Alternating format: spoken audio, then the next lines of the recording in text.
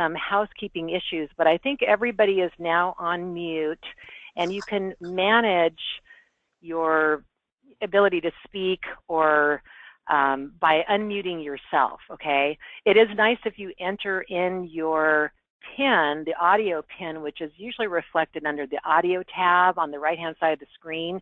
But if you haven't entered that, if you at least monitor yourself and be on mute when you're not specifically talking, just to keep the background noise to a minimum. As always, if you have any questions during the webinar, just use the chat box. You can direct questions at everybody or just to Catherine and I if you prefer. It's up to you. But we definitely encourage you to use the chat box to your heart's content. And as Catherine indicated, we are recording the webinar, so if you want to share it with others, it will be available for listening in the next week. Next slide. Okay, let's see here. There we go. As I already mentioned, I'm Catherine. I'm joined here today by my trusty colleague, Catherine Marshall, and together we'll be co-facilitating this session. I'm glad we have those pictures up because that picture looks better than the way I look right now. No commentito on my hairdo. Okay. All right, next slide. Yes. Our agenda for today includes first doing a check-in by organization. So we want to hear from each participating organization what your progress has been thus far in implementing your one-page business plan. Then we'll shift into today's topic, which is increasing revenue. There will be lots of places during the presentation of today's topic where you'll have an opportunity to ask questions, as well as at the end of the session when, like usual, we use any time that we have left over for the Q&A clinic. And during that time, we can continue talking about today's topic, or you can bring up any other issue that you have on your mind, whether it's part of today's topic or not.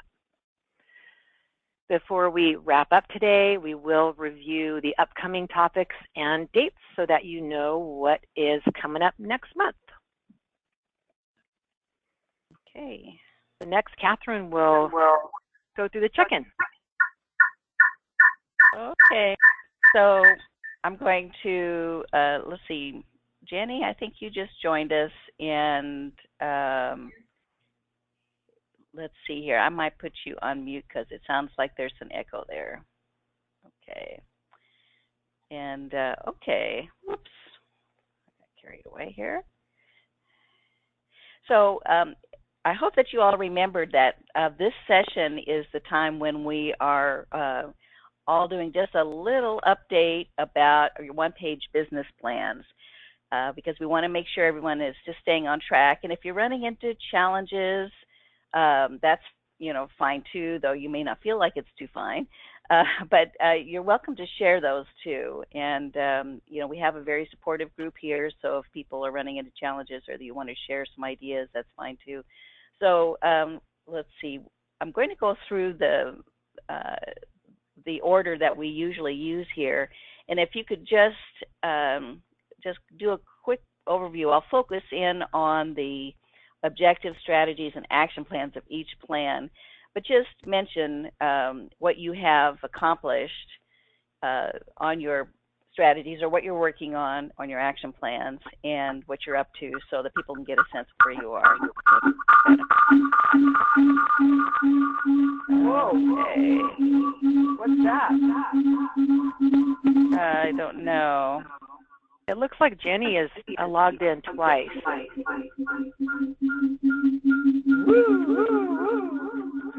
We got some dancing going on over there. So, let's see. I could make. Oh dear.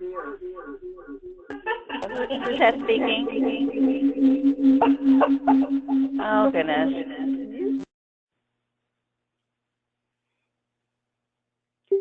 Okay.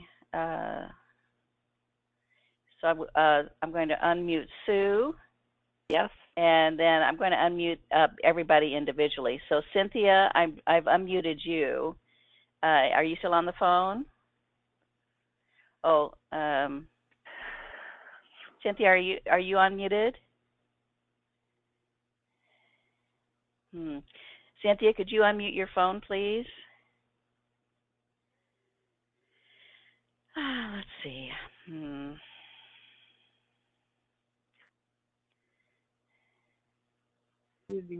Now, can you hear me? No. So there's something going on there, Cynthia. Can you hear me now? Whoa! Yeah, but it's a terrible echo. So I'm going to. Holly Madrigal. So. Go ahead and go with the next one. Thank you for the hand signal. Yeah. So we'll just try to figure out how there's something going on with one of them here. So we've got everybody. Let's see. I don't have everybody on mute. So whoever just muted, that was where the problem was, and I think it might have been Cynthia. So Cynthia, we'll have to figure out how to get you to talk, but I don't know if you unmuted your computer at the same time that you unmuted your phone, but that's kind of what usually happens with that. So, all right. So let me just go down the line here. The next person is MAPA, Mendocino Area Parks Association, and Jenny, let's see, I think that you are unmuted. Either that or it looks like you might have gotten off the line. So, Jenny, are you available to speak? Okay. Let's try the next person. Did somebody? Jenny's left? Okay, and looks like she might be coming back in again. All right, so let's go on to the next person. How about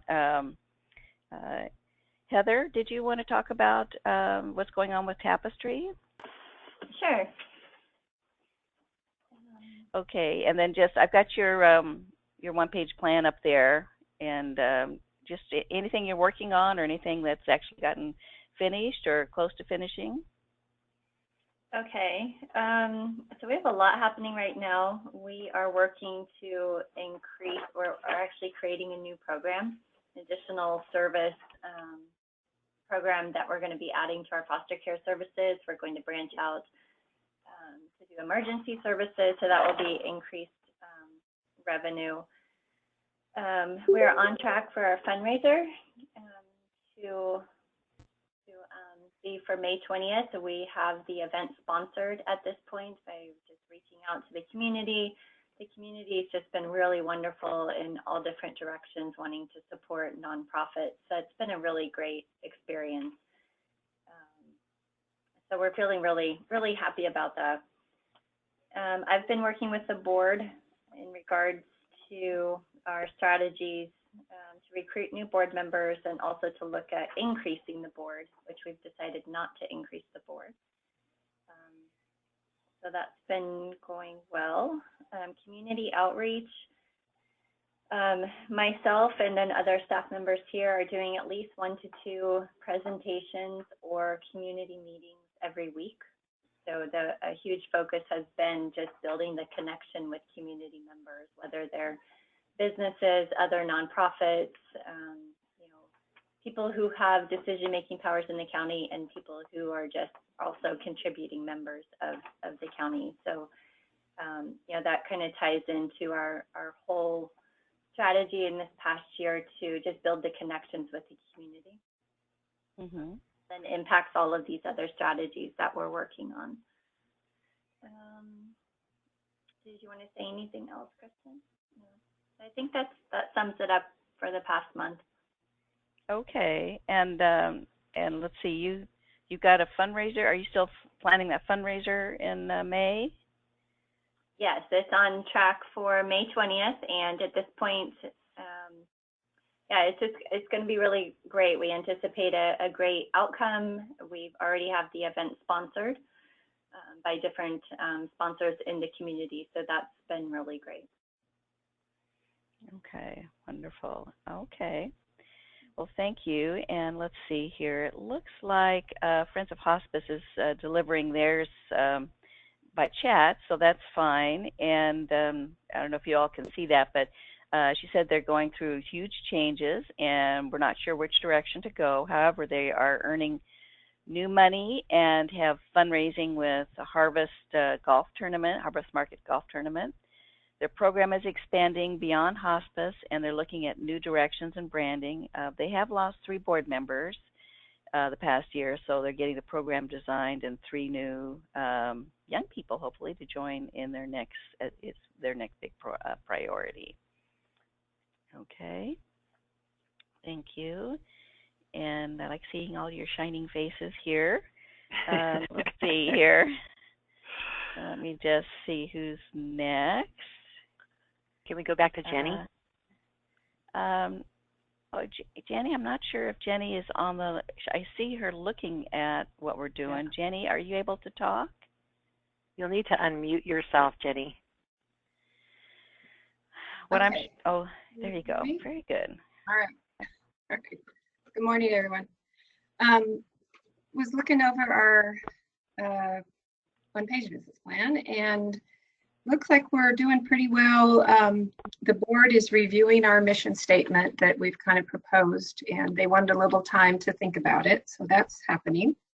The objectives are becoming very clear that we really need them, and we really need this increasing revenue session.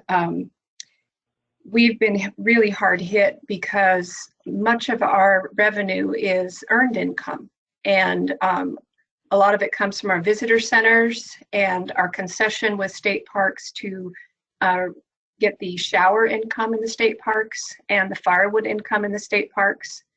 And during these severe storms, all of the state parks were closed on the coast, so we lost an incredible amount of income. So we're realizing that we really do need to diversify our income. So our objectives are spot on. We really need to work towards those. The strategies are perfect, I think, for what we need to do. Now the action plans, it's, because of a lot of different factors, the storms and such, and other unexpected things that come along, we're realizing that we have to revisit those action plans, and perhaps the deadlines aren't as realistic as we started with. And so revisit that and make more realistic action plans, reflect on, or make the plan reflect that some of these things have been completed, because I love checking things off. So I'd like to be able to have the plan revised so it shows that we've done some of those things.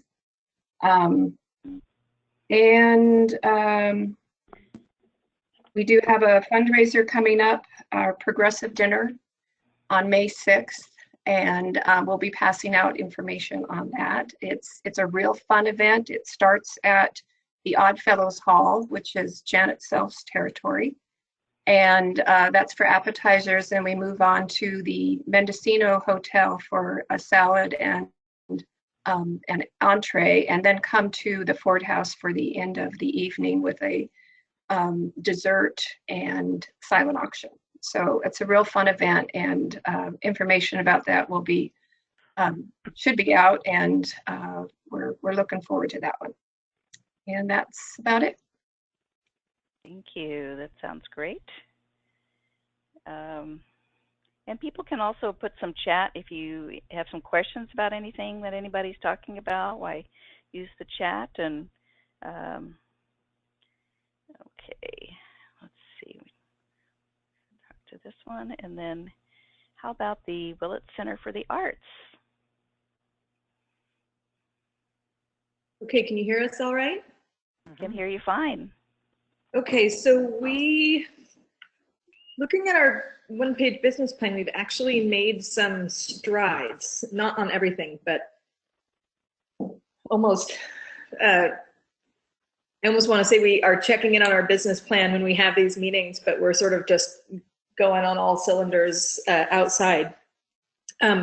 One of our goals was to increase our grants, and we actually are halfway there on our grants. we received a grant from the Community Foundation to fund our ceramics studio. So that's a big deal for us. We just had the check award ceremony for that last week. One of our other objectives was an arts education series, which is happening. Our curator is teaching fundamentals of art, and we invite all of our docents and volunteers to participate in that. And those are being scheduled kind of haphazardly at this point, but hopefully we'll get it more streamlined in the future. But they have been really great events when we have those. One of our big ones was growing volunteers, and that has actually, we've done a lot of progress in that area. We've had a few docent trainings where we invite the community to come and learn about working with the gallery and being here. The first one, I think we got around 14 people, and just about half of those washed out right away.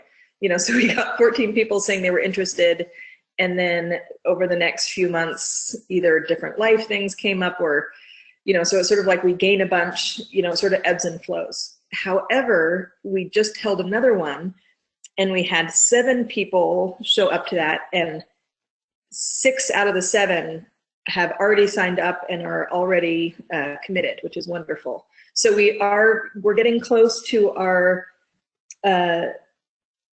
consistent 20 volunteers on a regular basis, so that's exciting.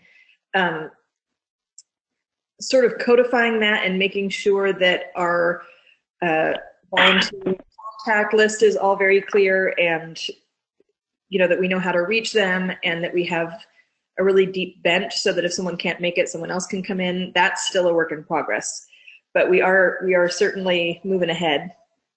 One of our other things was improving internal systems. That's still a work in progress. We had a goal to each month codify one of our procedures and make sure the board knows how to do that in case I was to go somewhere at any point. We're still working on that, but not as much progress as we'd probably like. And then we were just looking at our plan, and it said that we would have a capital improvement priority list, and we have not done that. Our board president was gone for a few months, and so that is still on the table. Carol, who just went to run and answer the phone, she'll be talking more about our budget here in a moment. It actually looks like we are surpassing some of our budget goals, but are falling short on other ones. So we're certainly interested in that portion. And that's where we're at. Okay. Did we want to wait or come back to that? Let me ask her. Carol, do you want to talk budget now? Or do you want to wait? I'm not really prepared. Okay, we want to wait till after the discussion starts. Okay. Well, let me scoot back, and then we'll circle back to you. Okay. Alrighty. So the next one is Grain School of Adaptive Agriculture. And Ruthie, did you want to talk about this one? Sure. Yeah. Can you hear me? I can hear you fine. Okay, great. Hi, everybody. I have some very exciting things to report from the school. The first is that our first spring term students arrived last week. And so it was one of our goals to recruit 20 applicants for both the spring and the fall practicum student programs, and we met that goal for our spring term. So we are fully enrolled for the spring, and we have quite a few applications already in for the fall program. And the students are wonderful, and I can't wait to share them with the whole community.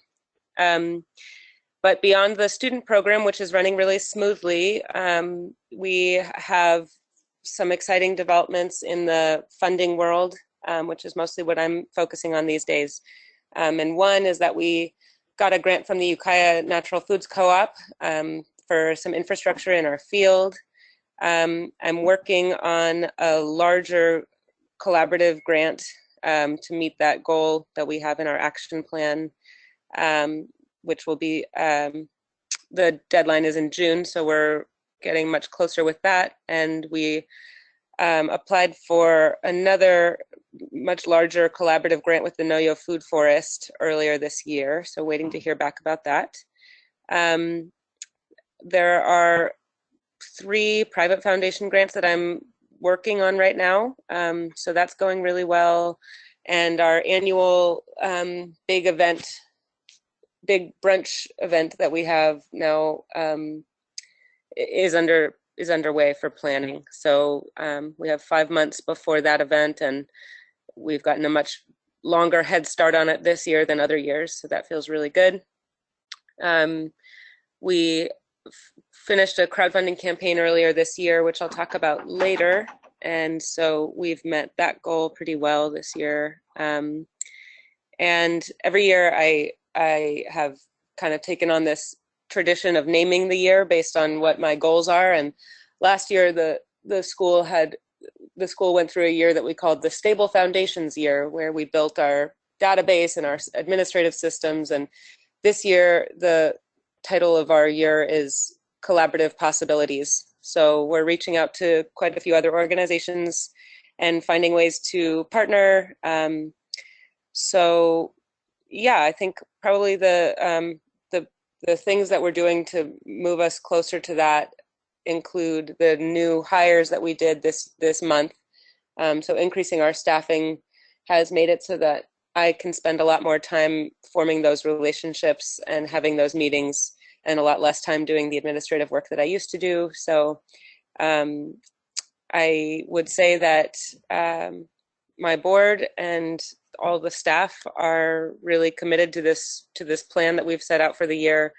And I'm not sure if we're going to meet that annual revenue goal that we set. We're really relying on some of these grants to get us to that point. But fortunately, we way overshot we set up a really large goal, and I think that if it takes us 2 years to get to that goal, it would be totally reasonable and fine. So that's my update. Great, thank you very much. Thank you. And let's see here. I don't think anyone from the Small Craft Association is with us.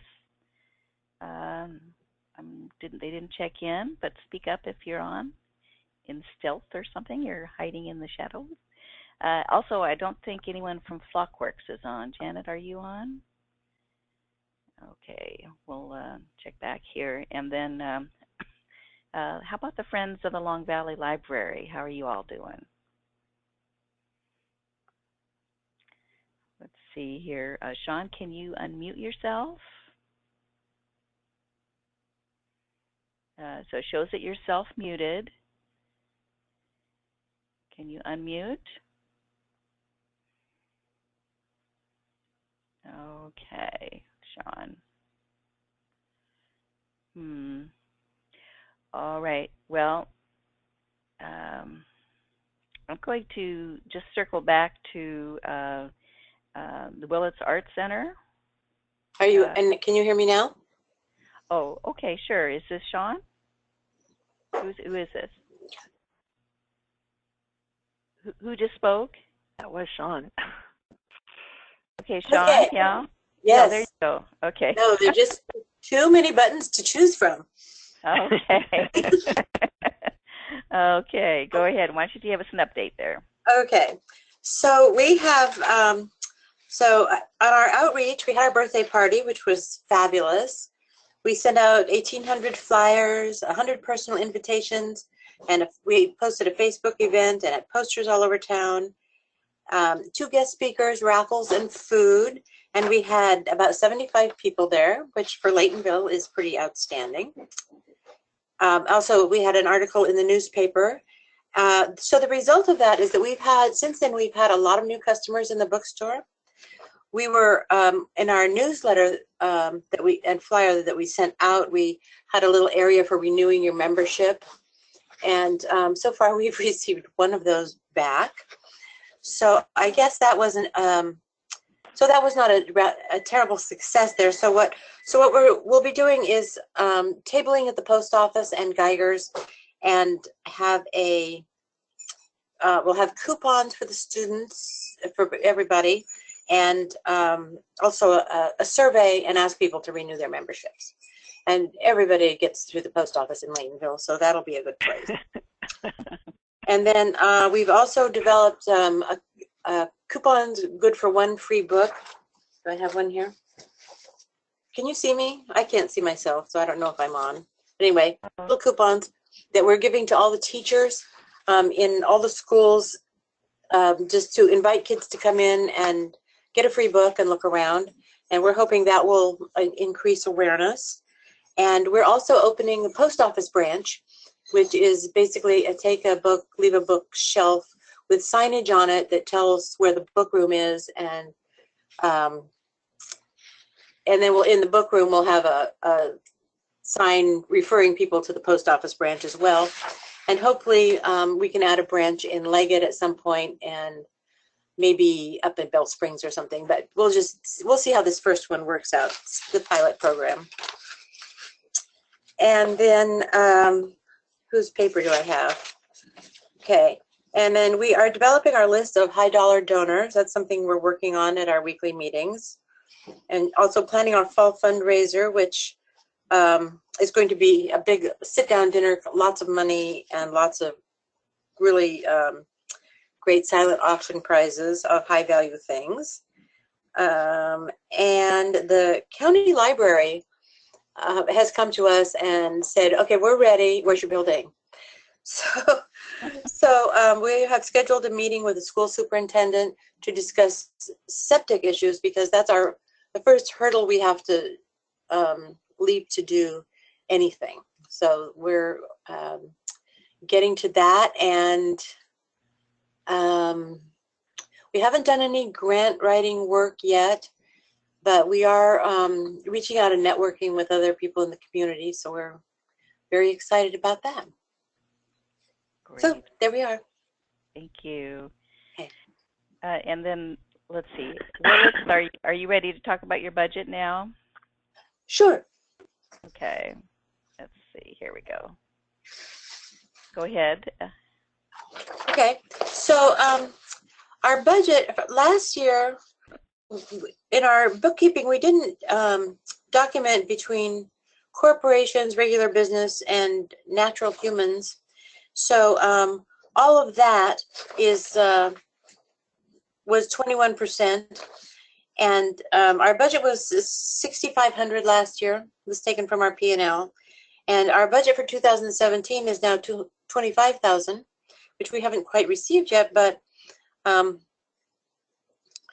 so we've split it out that our earned income, our bookstore has been our main source of income. And so we wanted to increase that by about 10%, and our benefits and events, I put down 4,000. We had 3,000 last year, but then I realized I didn't include a big fundraiser in that. So major donors and foundations, we'd like to get 5,000 and 6,000 in grant and donation money, coming up to a total of 25,000, but about 25% foundations, 20% major donors, and the rest from benefits and sales and membership. So was there anything else we would like to talk about on the budget? I wasn't sure how to present that. Well, that's actually a great way for our discussion here today. So you've really kind of broken it down. So Cynthia's making some nice comments about your progress, or about Sean's progress here anyway. So yeah, so that was a great way for you to go ahead and kind of lay that out. So I appreciate that. That kind of set the stage for our discussion later. Before we move into that, I just wanted to check in with everybody. It sounds like the one-page business plan is working for all of you. Is that as far as kind of keeping you on task and having things pretty clear? Is that a good assumption? Is everybody feeling like it's working? You're okay to unmute a little bit. I see some nods. Okay, very good. And we see Cynthia's necklace. Yes, we see Cynthia's necklace. do you know where your camera is? Anyway, the other thing I just want to make sure, just so that the plan continues to work for you well, is just to take a look at your action plans and then update them on a regular basis, okay? Because some of you are moving forward and completing your action plans, but you can use that section of the one-page business plan to update it, maybe on a quarterly basis is a good time, okay? And then bring in new things that from the strategies, and you see, and then you can also use this as a reporting document. So you can show to your board what was accomplished and then what your plan is for the next quarter, really highlighting the things in the action plans. And this keeps your plan real viable and you know, moving forward. So it's always really clear what elements you're working on. And you know, we are constricted a little bit by the size of the area, so you can only sneak 9 action steps into that little section. So you know, pick some of the other strategies and pull pieces down, and just realize that each one of your action plans has its own little work plan.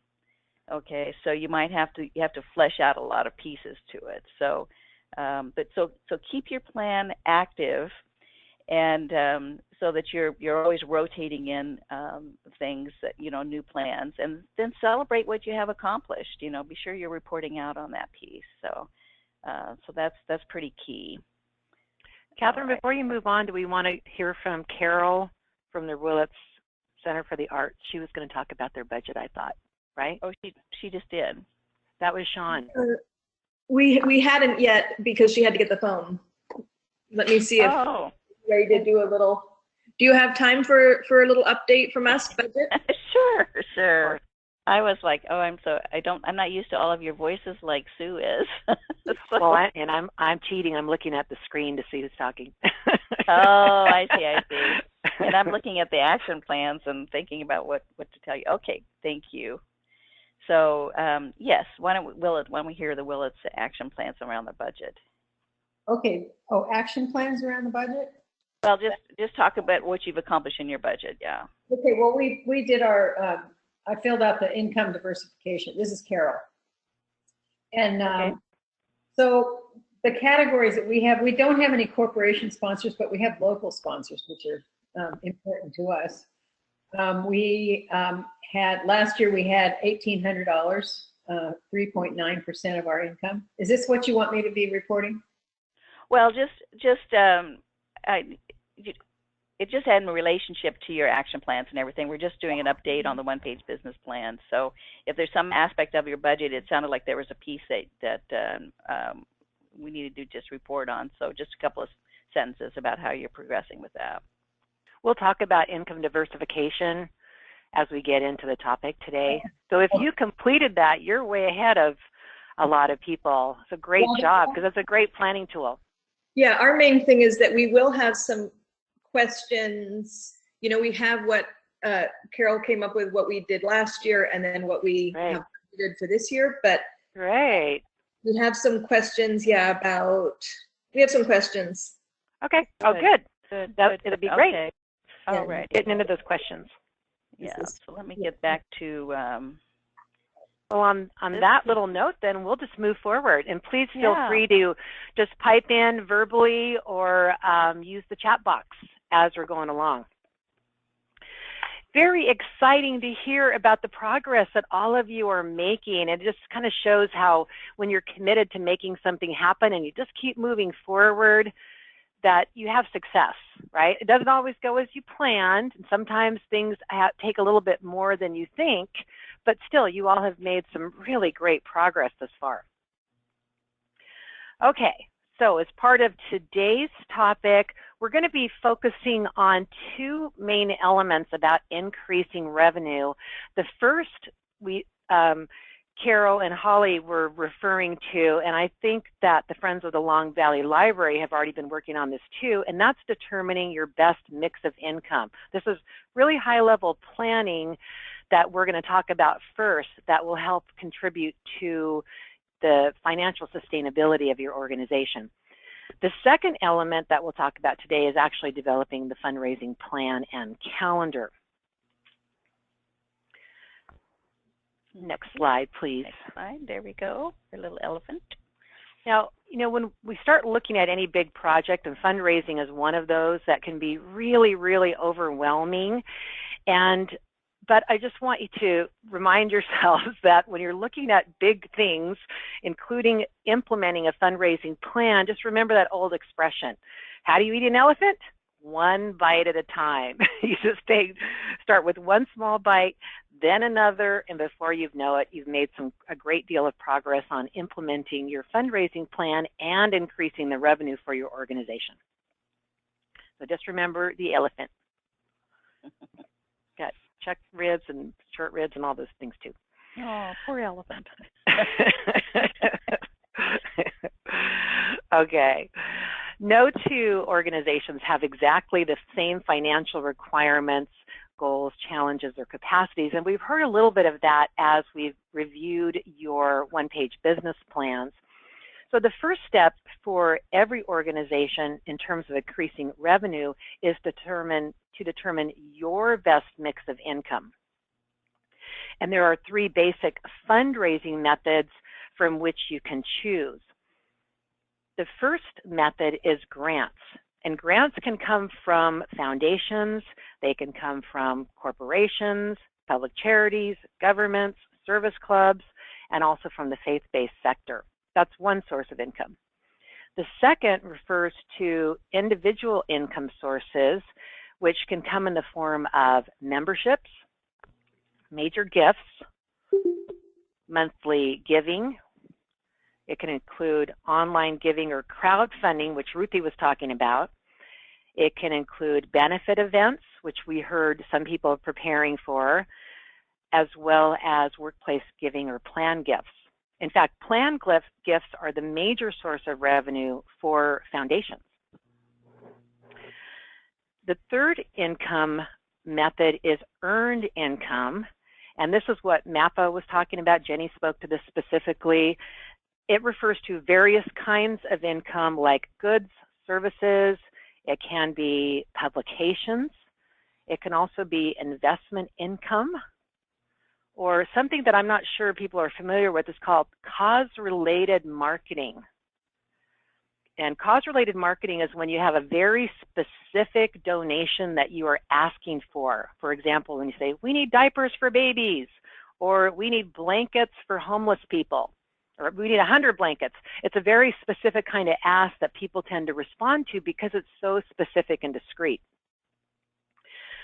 Now, organizations can have one or more of these types of income. And so what I'd like to do is take a minute and have you use the chat box or unmute yourself and indicate whether or not your nonprofit has one of these income sources, two of these income sources, or all three. So we'd like to hear from you. Whoops. How many sources of income do you currently have for your organization? Membership income, Holly put in a question in the chat box. What type is membership income? And that is the second type, individual income source. Is that the kind that you have, Holly? Yes, it looks like about 30% comes from membership. Right, it sounds like, do you have other sources, like some from grants and from Earn too? Yeah. All three? We also have earned income. We rent space for events and baby showers and stuff, and so rental income is a big part also. Nice. And we also count our net sales. Art sales, we take a commission on art sales. Excellent. Nice to have a mix like that. It's really good for your organization too, not to be dependent upon one source. All right, I see a message from Heather in the chat box. Heather, can you unmute yourself and say a little bit about your income sources? And if you would say a little bit extra about the earned income method that you use, or the earned income methods. Can you hear me? I think I'm Yes. already unmuted. Okay, good. I was trying to avoid having to figure out which button to push.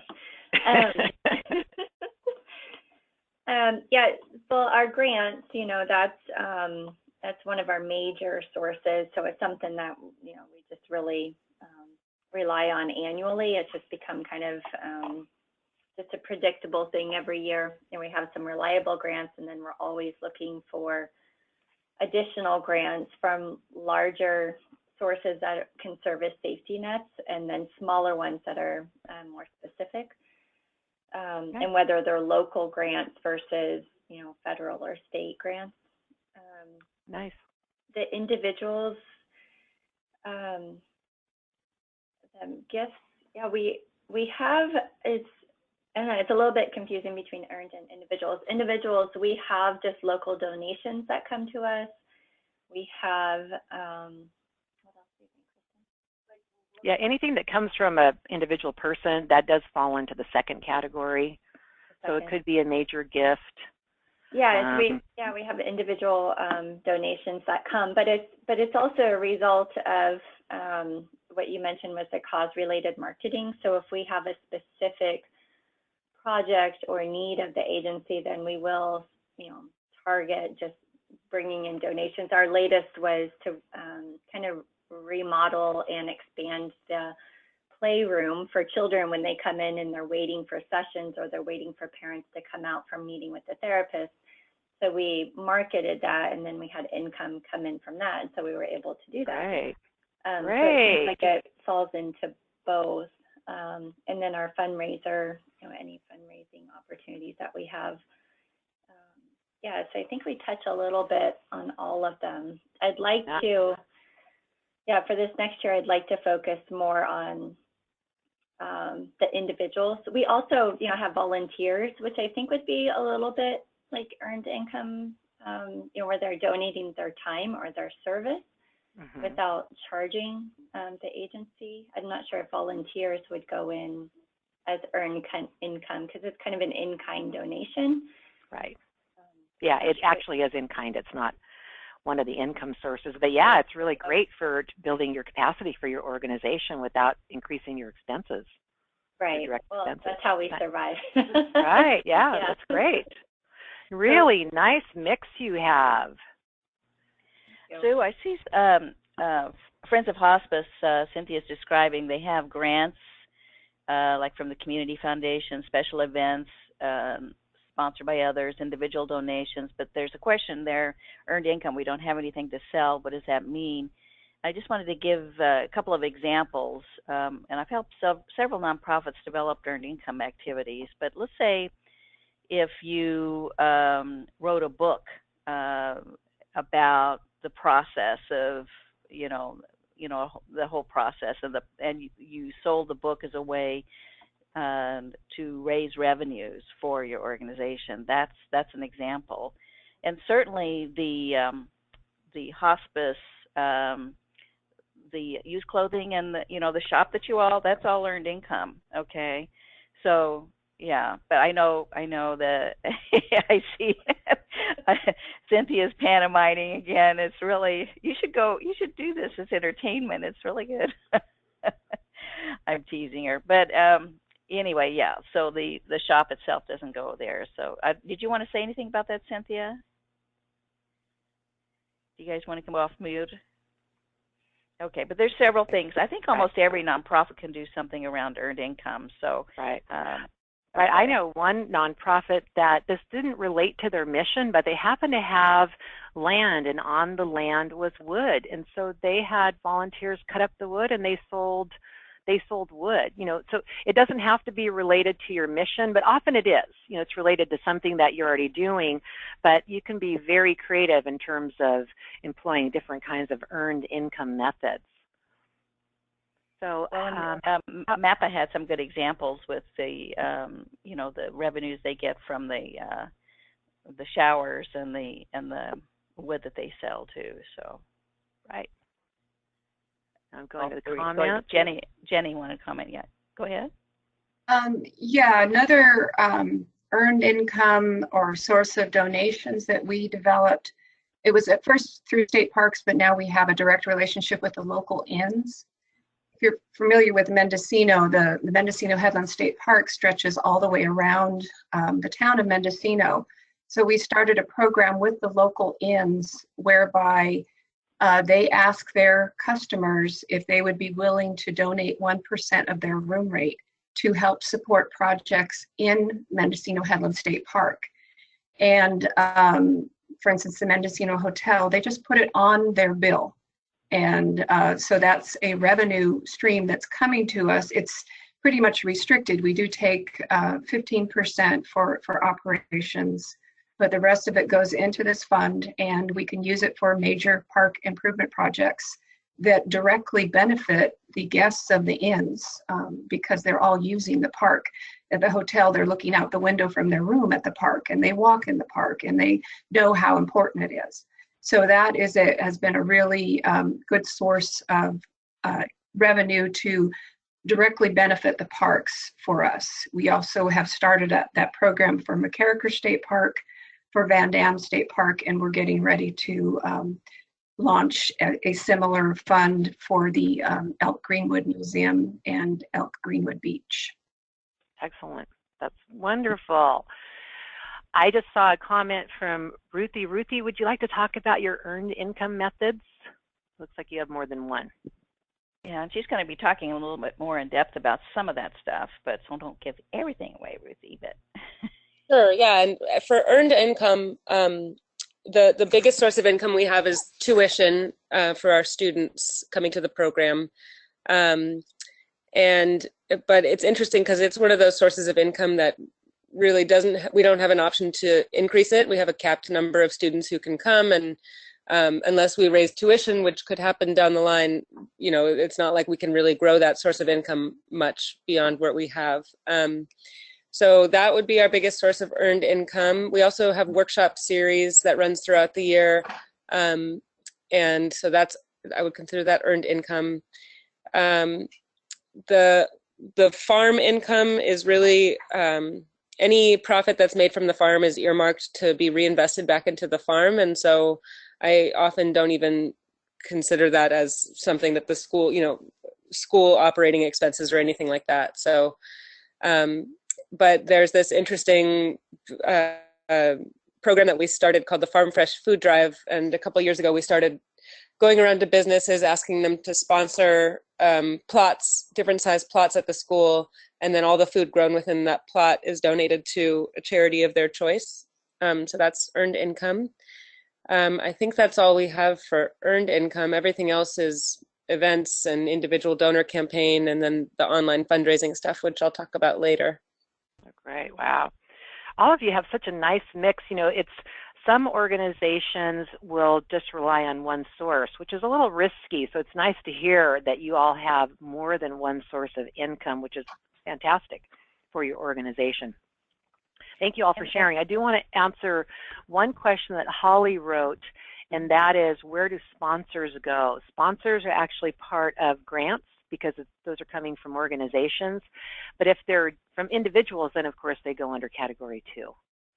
But this is just guidance and information for you, so you don't have to worry so much about knowing exactly where they're coming from. But for planning purposes, just to know that there's 3 different basic sources of income. So let's go on to talk about that. Go ahead. This is really quick. So with our sponsors, they're not individuals, they're usually businesses, but small businesses. So that still counts in grants? Mm-hmm. Okay, great, thank you. Yes, you bet. Okay, well, let's move on and talk about that worksheet that you all got. So we started to talk about the right mixes for organization, but I'm going to back up a little bit. In order to define the right mix for your organization, you have to be able to answer some basic questions. And you all have already done some of that in the original workshop for the one-page business plan, where you defined your vision and your mission, who you're all about, and what you're trying to accomplish in terms of your objectives. So those are 2 of the things that you need to do when you're looking at the best mix of income. If you haven't already done this, you also need to look at what are your strengths. These could be connections to key stakeholders or knowing certain policymakers or funders in the community. It could be skills that you have among your board or your volunteers, or it could be that you have a proven track record. But looking at your strengths will help you leverage those as you're going forward. You also need to do a profile of the kinds of people or organizations that give to you. This is really important because if you have a profile of one kind of donor or sponsor, you can look for other donors or sponsors with that same kind of profile and therefore increase your chance of getting funding. Does that make sense? Is that making sense, you guys? I think so. Nod their head. Okay. So let's say, for the sake of argument, that you know that people over 50 that are already retired, that are part of, that attend arts events, that they tend to be the ones that donate to your organization. That's what I mean by a profile. And if you know that that's the profile of people who give to you, then you can seek out other people through other arts associations or other venues where those kinds of people tend to be, and seek them out through those specific avenues. Am I making sense? Yeah, thank you for that nod. Thank you for those nods. I totally appreciate that. So that's why the profile is really helpful for you. I know, now we got the video going, but it's great to see your faces. I love it. Okay, now the last part then, other than the profile, is really determining how much you need. And this is what Carol and Holly were talking about, that you go back and look at what your budget was last year and what percentage those particular income sources were of your budget, and then what you need. And from which income sources you can estimate that percentage using that income diversification sheet that you see here on the slide, okay? So this is a high-level planning tool that you start out looking at what we did, where did those income sources come from last year, what do we need to do this year. Now, as I think some of you understand already based on your reports, diversifying your income doesn't mean that you should have an income source from each of those categories that you see on the slide or that are listed on your worksheet. But it does mean, as we've already been discussing, you don't want to be limited to just one and maybe even two sources of income.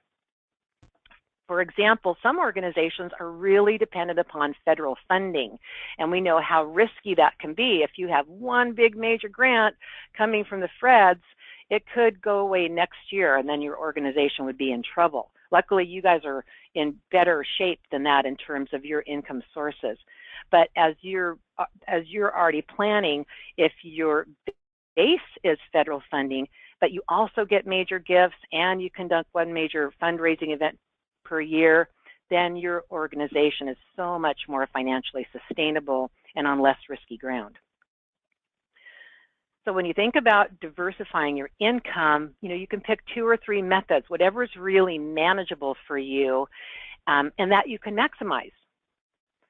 So here I just want to emphasize that you just want to be thoughtful and select a few things that you can do really well and not spread yourself too thin.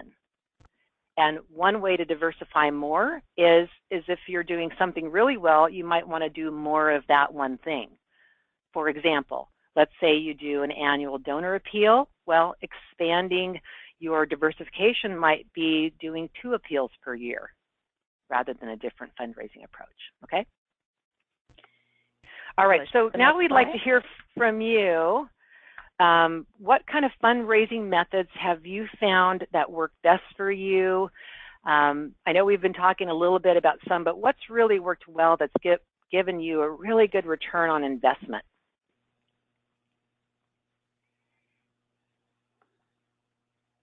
Anybody? You can speak up or you can write something in the chat box.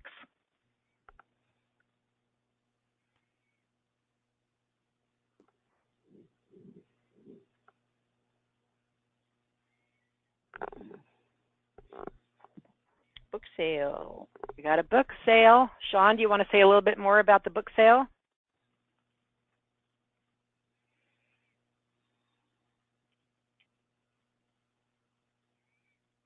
Crowdfunding. Okay, we're going to hear a little bit about that. Yeah, Ruthie's going to say a little bit more about the crowdfunding in a few minutes. So we're going to hang on to that one, Ruthie. I appreciate you being here to share that. Well, you know, we've been talking a little bit. I'm going to keep going, and you can put some things in the chat box, and we'll monitor that, and or just jump right in if you want to unmute yourself, okay? But let's go on and talk about a fundraising plan. So this is a worksheet that you can summarize all your fundraising strategies and action plan into a one-page document. But how you get to this place is once you've determined your best mix of income and your fundraising goals based on the last worksheet, then you have to start drilling down, of course, into the fundraising methods that you want to use and defining specific action steps, a timeline, and how much money per method you're expecting to raise. So here's where you can start to evaluate and choose which types of strategies you will use or whether or not you're going to try something different. For example, are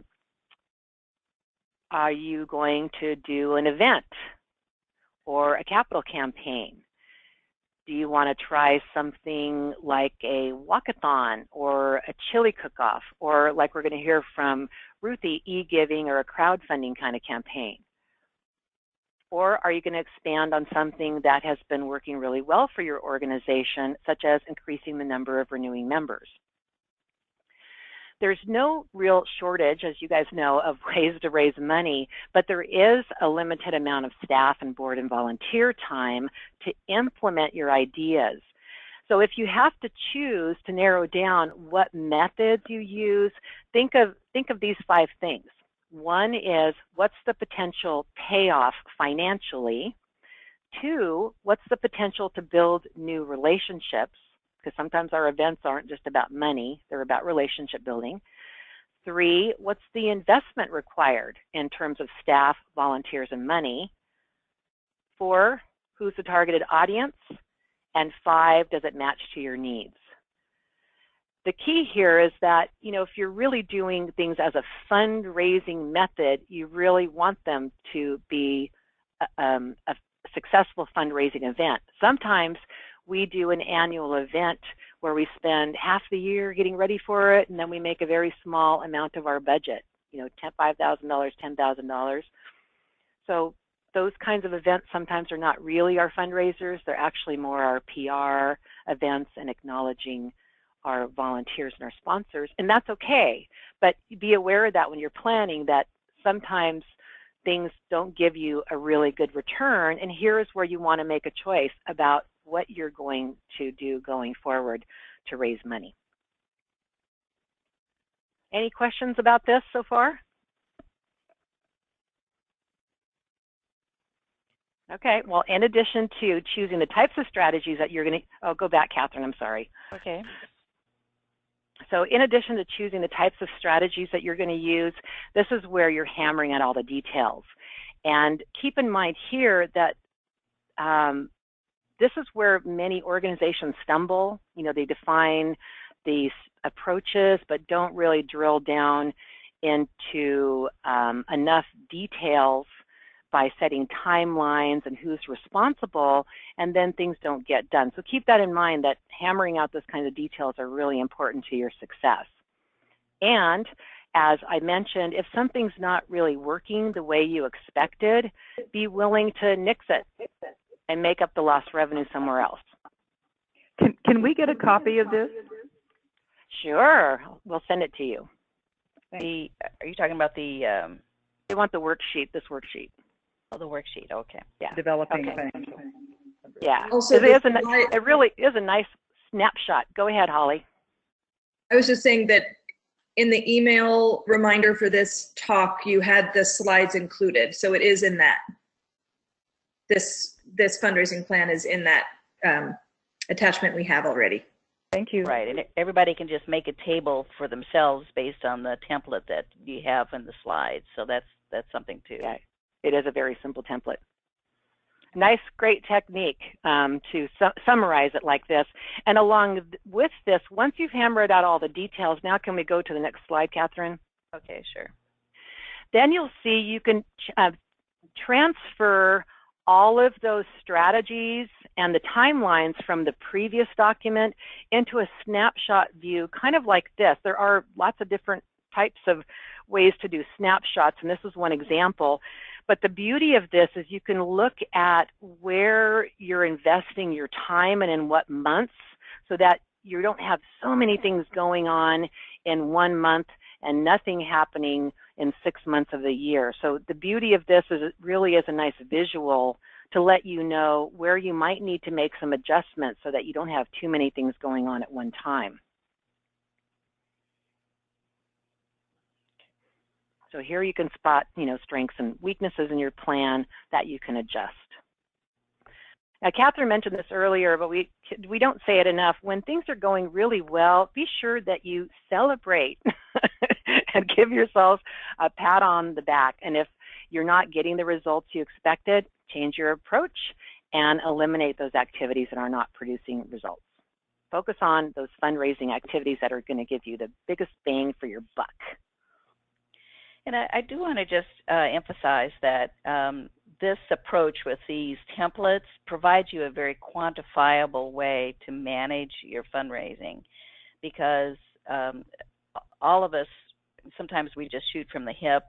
We know we're going to do these 2 events every year. We know we've got a pile of grant applications to do. So everything is just kind of get to it when you can get to it. But if you've got a calendar in place, you've got your strategy that you can report out on and see and show to everybody so you can get help. And then you can also show your progress, in achieving your goals.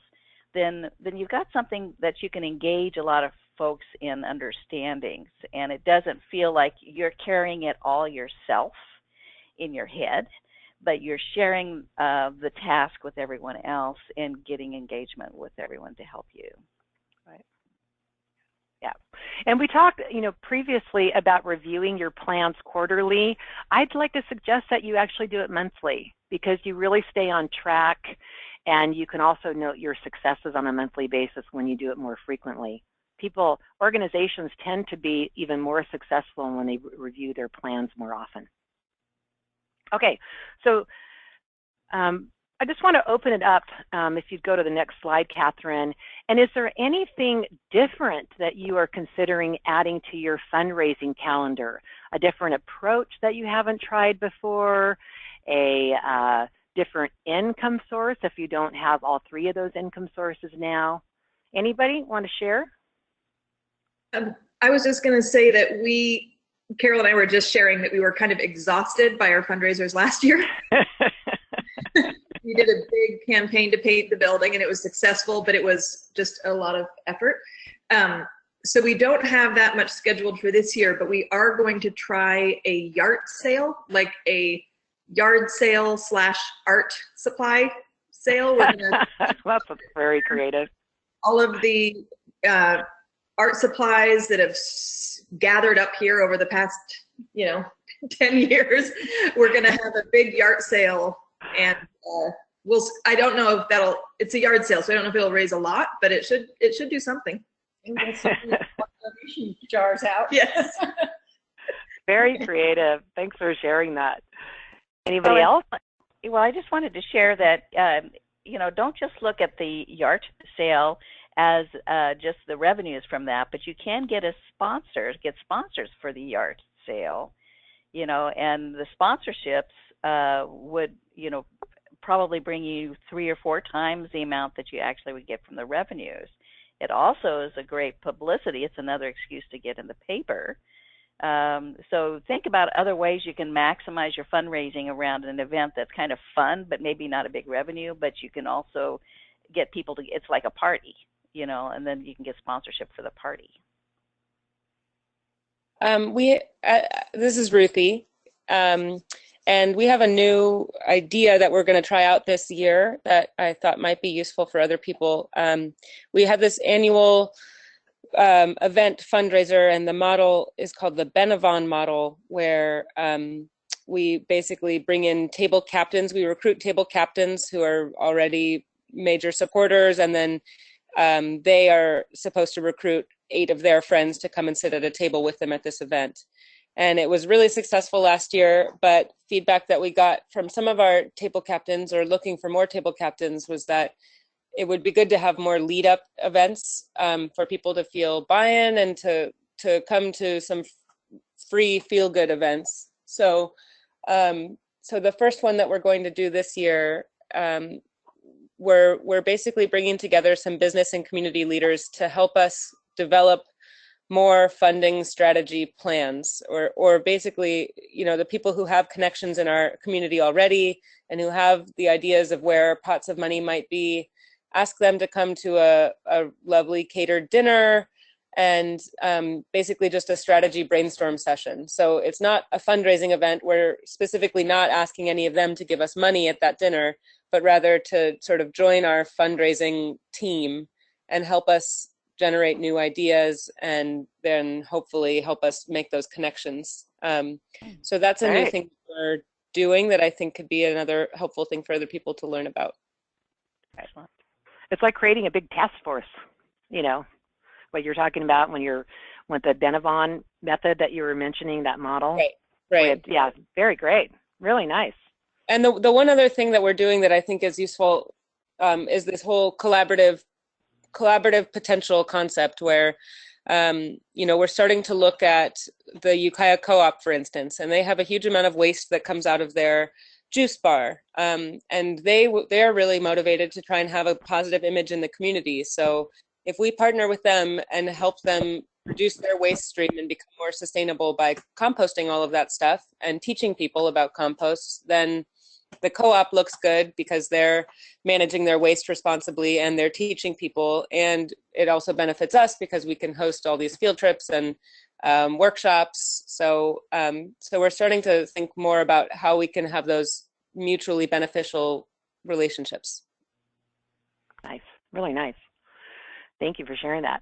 I just want to comment, Cynthia said that she noted obituaries. That sounds like more of a conversation about how you're going to use that as a fundraising method. Can you hear us? Yes. Okay. I think it was on speakerphone. Oh no, here it is again. Okay. I can't do it. Never mind. All right. Well, maybe you could type something in the chat for us to explain that obituary idea. We may want to all take advantage of that. All right. Well, thank you all for sharing some of the ideas that you're exploring moving forward or thinking about moving forward. I want to turn it over to Catherine, and we're going to hear some more from Ruthie. Yeah, Ruthie's been doing some things that I just find very exciting. And I think one of the things that we really want to focus on is how do we use technology to really build the infrastructure of our fundraising and look at some of the new tools that are out there. So Ruthie was very happy to share some of those. And I do have those websites that you suggested. Did you want me to pull one up for there, Ruthie? Yeah, that would be great. The first one, like your web page first? Sure, that's a good place to start. Okay, let me get that. Okay, and let's see, how's this one? Sure. Okay. Could you scroll down and let me see if it's working? I hope it's working. Okay. Yeah, okay. So I think the website is a good place to start. And maybe if you could actually go to the homepage first, click on the logo in the top left corner. Okay. Let me get, I have too many screens open here. Let's see, logo at the corner. There we go. Yep, exactly. So disclaimer is that I built our first website and I tried my very best, and I don't have any web design experience, and it looked nothing like this website. And it was functional and it was a good landing page. And it had, you know, I think that it's really important to have pictures, especially like this one. Pictures with people in them are really good for that kind of connection. but ultimately the website that we had, it wasn't giving me any information about who was visiting. So I didn't have Google Analytics involved. So I didn't know how many visitors, where were they coming from? And I couldn't tell which pages were actually being looked at. And so there was really no information and no feedback. It was basically like static wall between me and whoever was visiting the web page. So we brought on this web designer to build us a brand new shiny website. And a couple of things that he recommended, if you scroll down on this homepage, you'll find a couple of contact forms. And we have contact forms throughout the entire website, and I would definitely recommend adding these things. So for instance, if our students want to apply to the program, rather than just having an online application, they have to fill in they have to give us their email address, and we email them the application. Now I've harvested all of their information, and great, now I have it. And the same, we have a lot of these sort of landing pages. If you keep scrolling down, actually, I think you'll see one of these contact forms. Like if you want to join the newsletter, right above there was get more information about the curriculum, that's a button, or get the application information.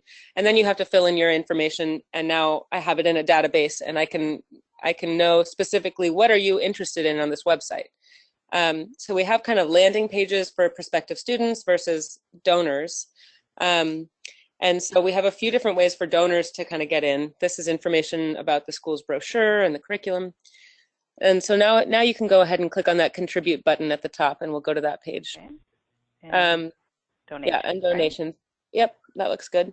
So we have the option for people to contribute in lots of different ways, through their volunteering or through materials donations, and that's where those other buttons are for. But this is just our basic PayPal generated giving to the School of Adaptive Agriculture page.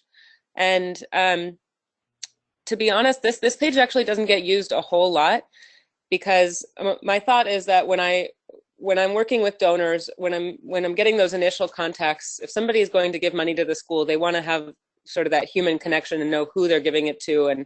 And so occasionally we'll get money donated just from random people onto this website, but much more often it's a conversation first, and probably a few conversations and an invitation to an event, or an invitation to have a tour, or just a one-on-one meeting. And I actually try and veer away from the PayPal stuff, because they do take a percentage out of it. So whenever possible, I like to get actual checks or cash. And if somebody is far away and they want to donate anywhere, that's kind of rare, but I send them to this PayPal page. And then I think it's a 2.5% charge that gets taken out. So it's not a whole lot, but it can add up. So more often when we get money from online sources, it's because we've started a crowdfunding campaign. And we've run 2 crowdfunding campaigns that have been pretty successful. One of them, so when we start these fundraising campaigns, we looked at all of these different platforms, and there are many, many different platforms. And most of the popular platforms like Indiegogo, you may have heard of, and Kickstarter is another one. They require that you meet your goal in order to get to harvest all of that money. And that, for me, I'm a very anxiety-driven person, and I just couldn't handle that. So, so we elected to go for the other platforms where you'll get whatever you make, and if you don't meet your goal, it's fine. And with this one, CauseVox, that we're looking at right now, they have those 2 options actually. So you can go for the option of harvest all of the money, no matter if you meet your goal or not, but they take a little bit of a higher percentage out. Or you can do the option of, I only get this money if we meet our goal. And I've heard both ways. I've heard people say that it's effective to use a site where you really, oops, that's my dog. Hang on, let me just let her outside. Come in. Thanks, dog. Okay, so wrong door. Oh, I wish that you guys could see. She's such a beautiful dog. Great, thank you. Okay, so I've heard that there's an argument for using one of the crowdfunding sites where you have to meet your goal, because you can ask all of your participants to feel that anxiety that I feel and to really make that big push with you, knowing that their donation isn't going to be meaningful unless they get all of their friends to donate and they can meet that goal. So I think it just sort of depends on your organization's like mental energy and whether you're willing to go to that degree of making the risk. But also, I would say another really important thing to have going into a crowdfunding campaign is to have a couple of big donors in your back pocket that you're going to have donate at different points in the campaign. So somebody to start you off with like a big $1,000 donation. And that way it's like you're off to a good start. But really important to keep somebody also in your back pocket for like 2 weeks into the crowdfunding campaign, so that when you've reached that kind of lull, which is typical for crowdfunding, there's a big push at the beginning and then people kind of forget and it slinks away. So having somebody to help reinvigorate the campaign with another big push midway through is important. So that's something that we've made sure we have for every one of our crowdfunding campaigns. We have people who've committed ahead of time to donate, and then we tell them, hold off and wait until we ask you to do that. And that way we can do it kind of strategically. The other thing that CauseVox has as an option, which is this platform we're looking at right here, which we actually didn't do, but I think is a cool idea, is to basically make a page like this that's individual to every one of your board, for instance. So if, you know, the greatest impact that you'll have will be from the people that are really well connected, making a personal appeal to all of their friends and all of their family. And so if you have a board that's really motivated to help and they have a big connection, big network behind them, hopefully, then they can each make an individual page that says, hi, my name is Ruthie and I've been committed to this organization for 3 years and you are my network and you're committed to me, so help me make this thing work. And we actually didn't do that for this campaign, but we did something like it where we had 5 of our board members write their personal appeal and send out their personal appeal to all of their friends and all of their family. And again, we would check in and have that happen every week, for instance. I think it's a good idea to set a limit for how long you're going to be running this campaign. So this one we ran for 1 month, I believe. And every week of that month, we would send out another email blast or making personal phone calls or posting on Facebook, you know, every other day. Actually, social media you can do much more often. And I think that, you know, most of the donations we got here, it looks like, yeah, 42 donors that we got. Almost entirely all of those came from the networks of those board people. Social media is, I think, great for making some of those smaller donations, and what you want is to have a high number of donors. And you know, it's nice to have a few donors who make big donations, but all of these sites will start to recognize that your page is doing really well once you get a large number of donors.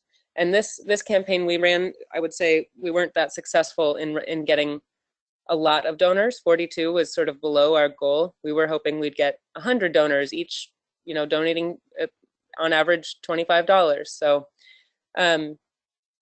So yeah, that would be my suggestion with that.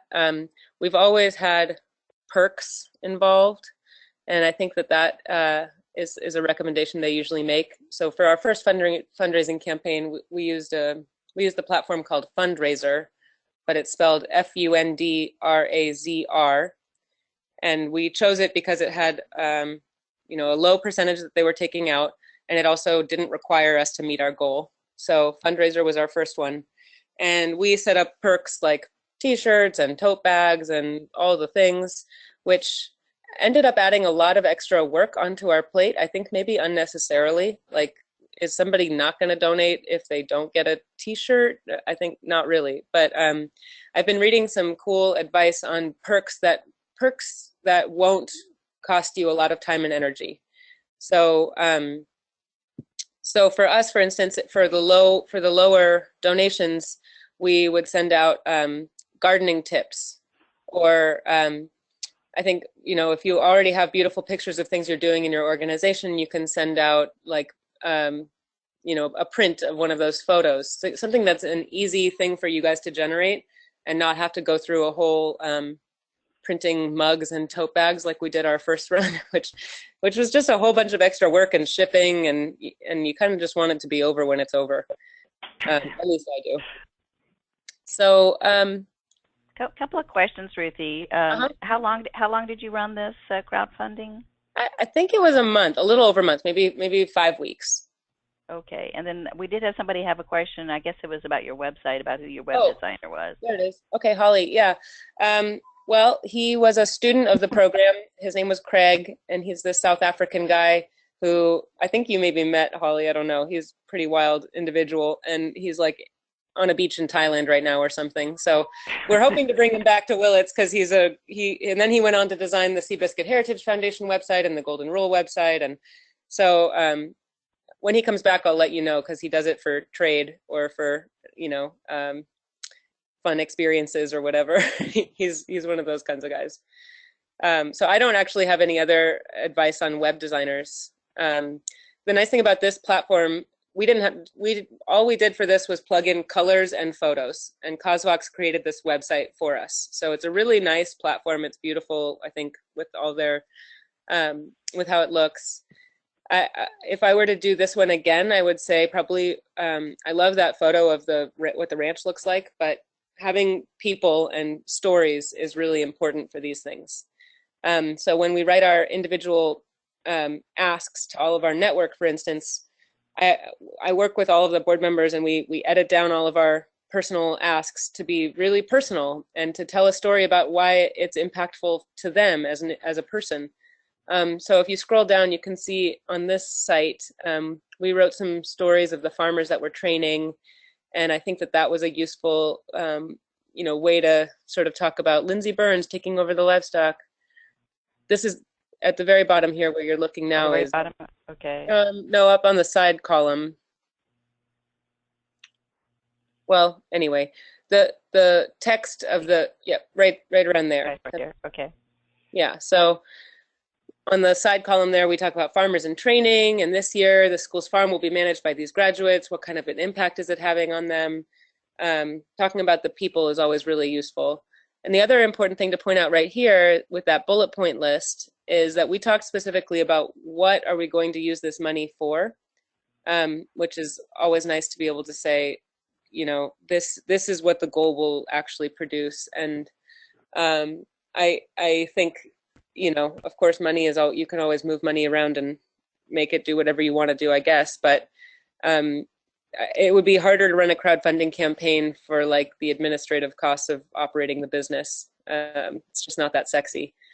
I'm thinking right now, the school right now needs, instead of just general overhead costs, right now we need landline and cell phones, and we need to deal with our phone communication issue. Right now it's kind of a disaster. So I'm thinking of running a really minor mini crowdfunding campaign for just that. And I almost feel like I could send it out to, just people who are already working with the school who get frustrated with my cell phone that doesn't work on the ranch. So anyway, I think that running some of those smaller crowdfunding campaigns could be a cool thing too. Although I would say, we have a goal of running 2 of these per year. And I think you can get donor fatigue if you do too much of this. If you have too many of your newsletters begging for money, or too much of your Facebook feed asking for money, I would say you probably want to limit the number of times you ask your online network for stuff. So, yeah, I covered perks. Perks are important. Having a specific ask. Yeah, I think that's sort of my spiel. Yeah. If you go down to the donors at the end, you can kind of see the types of donations we got. There were, our biggest donation was a $5,000 donation, and that one was a fluke. I had no idea that was coming. So usually the bigger donations are coming, and you're expecting them, and you can time them and everything. But that one just came out of nowhere. So most of them were in the $25 to $100 range, and they were all people that are already connected with the school. So yeah, I don't know if it's necessarily the right, I've never seen a crowdfunding campaign connected to anyone that I know where you can start to engage like the general viral internet. I don't know how to make anything go viral. I'm not an expert in viruses. So, so all I know how to do is really engage like your individual donors. These updates that you're looking at right there, this platform has the function of writing blog articles. So once somebody has donated, every time you make an update, you know, we wrote that Short Crisp Days, Michael Foley wrote that one, and The Gift of Education, and it was right around holiday time. We actually launched this on Giving Tuesday, which is, I think, a November like response to Black Friday or something like that. But I guess statistically, the holidays are great times to ask people for money. So, I mean, not only because it's like end of the year tax stuff, but also it's just a giving time of year. So, so I really liked running this in like that time of year. And I think that's it.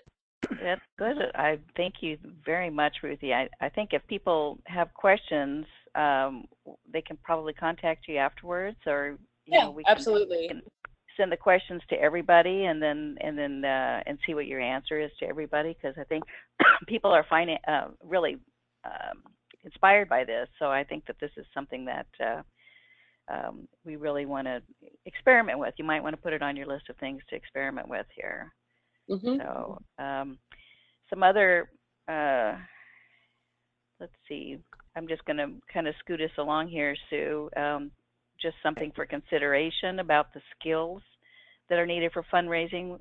So just to think about it, it's skills and infrastructure. One thing that we didn't get to was a discussion about CRM software, constituency relationship management software, which is a big help for your fundraising. So maybe I can see if I can send you something after the meeting, after our meeting today, to just do some comparisons so you can see what kind of software you can use to keep everybody organized. And of course, you can, if all of you have, if any of you have software that you're using to manage your fundraising, you may want to share what you're using and how you like it. So that would be something after the meeting we could do. And I don't know whether we have time for this one here, Sue. We might need to scoot along. Yeah, I think we should go ahead and wrap up. You guys can always send us an email. And as Catherine said, send it to everybody, and then we can share responses with everybody as well. Ruthie, could we get your contact information? I know we must have it somewhere, but yep, it would be easy if we could just. So my email address is Ruthie, R-U-T-H-I-E, at adaptiveagriculture.org. Oh, I can type it down here too. And I'll give you my phone number, but I've already now elucidated to my phone issues because I don't get great phone service at the ranch. That's my phone number right down there. Okay, thank you. That was very kind of you, Ruthie, to give us an overview of that. I think it's fascinating. Me too. Yeah. So here's our upcoming topic for the next time, which is on May the 10th. We're going to be talking about board development. I think it's fun when we have one of you just talk about what you're doing in this area. You don't have to be an expert, but it's kind of nice to hear how you're developing this. So we may tap somebody's shoulder and ask them to share what you're learning around those topics. So if anybody is willing to do that for next time, just give me a holler, and we'll, again, you don't have to be an expert, just tell us what you're learning and some tips that you've learned. And Sue, how are we doing here? Anything else to add? Nope. We're it? Okay, so let's actually kind of keep the conversation going after this meeting. There's so much to learn in this area. I will resend, I'll make sure to send everybody a link to the Dropbox that will hold the session here.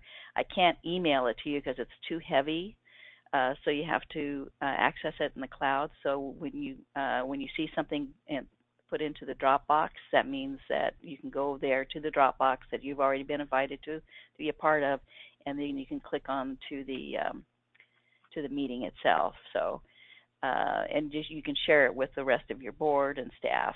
So you're welcome to do that. And we'll also resend the slides as a set, as well as the electronic version of one of these forms. So with that, I look forward to everybody participating on May the 10th. And I thank everyone for participating and also showing your lovely faces. I'm so glad all of you are liking to use the webcam. I think that makes it a little more fun. So thank you, everyone. Thanks, everybody. Thank you. Thank you. Thank you, guys. Thanks a lot. Appreciate it.